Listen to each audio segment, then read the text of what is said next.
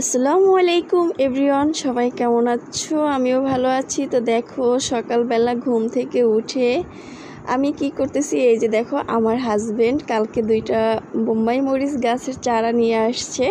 তো আমাদের তো আর কোনো এক্সট্রা জায়গা জমি নাই যে সেখানে আমরা গাছ রোপণ করব। তাই আমার যে ব্যালকনিটা আছে, আমি ব্যালকনিটাই আমার বাগানের ব্যালকনি করে রেখেছি। আসলে আমার ব্যালকনির বাগানটা অনেক সুন্দর, আমার কাছে গাছ খুব ভালো লাগে, গাছ আমার অনেক পছন্দ। তো এই যে মরিচ গাছগুলো লাগিয়ে দিচ্ছি। তো তোমরা সবাই আমার সাথেই থাকো। আরও দেখো আমি কি করতেছি। দেখো বন্ধুরা, এই যে আমার গাছে কিন্তু বড় বড় একটা বরবটি হয়েছে। তোমাদেরকে আরও একদিন এই ভিডিও দিয়েছিলাম বরবটির। তো আসলে সত্যি কথা বলতে কি, সেটা হচ্ছে নিজের হাতে গাছ লাগিয়ে তারপর তার ফল খাওয়াটা আসলে খুবই মজাদার হয়। হোক না অল্প কিছু, তারপরেও কিন্তু বেশ মজাদার, কারণ এগুলো একদম পিওর ফরমালিন মুক্ত গাছের সবজিগুলা। আর এই সবজিগুলো সম্পূর্ণই আমার এই যে ব্যালকনিতে দেখো আমি কিভাবে কি পরিমাণে গাছ লাগিয়ে রেখেছি।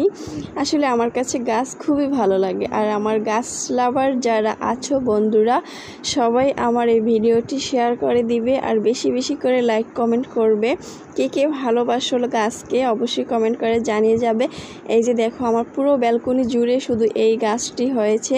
এই গাছটি দেখতে কিন্তু বাস্তবে অনেক অনেক সুন্দর, আর ফুলগুলোও কিন্তু খুব সুন্দর। এর কয়েকটা ছবি এবং কয়েকটা পোস্ট আমি দিয়েছি, আর আজকে সম্পূর্ণটা ভিডিওর মাঝে তুলে ধরলাম। তো যাই হোক, মরিচ গাছগুলো কিন্তু আমার লাগানো প্রায় শেষ হয়ে গেছে।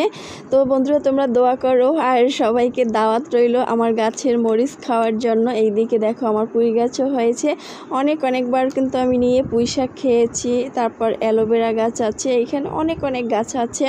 তো আমি নিজের হাতে লাগিয়ে নিজেই সবজি খাই। তো এরকমের আমার মতো কোন আপুরা এইভাবে গাছ লাগিয়ে তারপর তোমরা এরকমের টাটকা তরতাজা সবজি খেতে পছন্দ করো? আমি যত গটি বাটি যা আছে সব কিছুতেই আমি গাছ লাগানোর চেষ্টা করি। এই যে দেখো মিষ্টি আলুর পাতা হয়েছে, এগুলো কিন্তু বেশ মজাদার খেতে। তারপর ওই পাশে কিন্তু আরও সুন্দর গাছ আছে, তোমাদেরকে দেখিয়েছি। তো বন্ধুরা, আজকে আমার ভিডিওটা এই পর্যন্তই ছিল। সবাইকে আমার বাসায় দাওয়াত রইল মরিচ খাওয়ার জন্য। জানি না কবে আবার মরিচ হয়, অবশ্য মরিচ হলে তোমাদেরকে দেখাবো। এই দেখো একটা গাছ পেয়েছি, কি সুন্দর একটা পানির জাতীয় গাছ। এটা এখন আমি পানিতে ভিজিয়ে রাখবো। তো ধন্যবাদ বন্ধুরা এতক্ষণ সবাই সময় দেওয়ার জন্য আমাকে। আল্লাহ হাফেজ, সবাই ভালো থাকো, সুস্থ থাকো, ধন্যবাদ।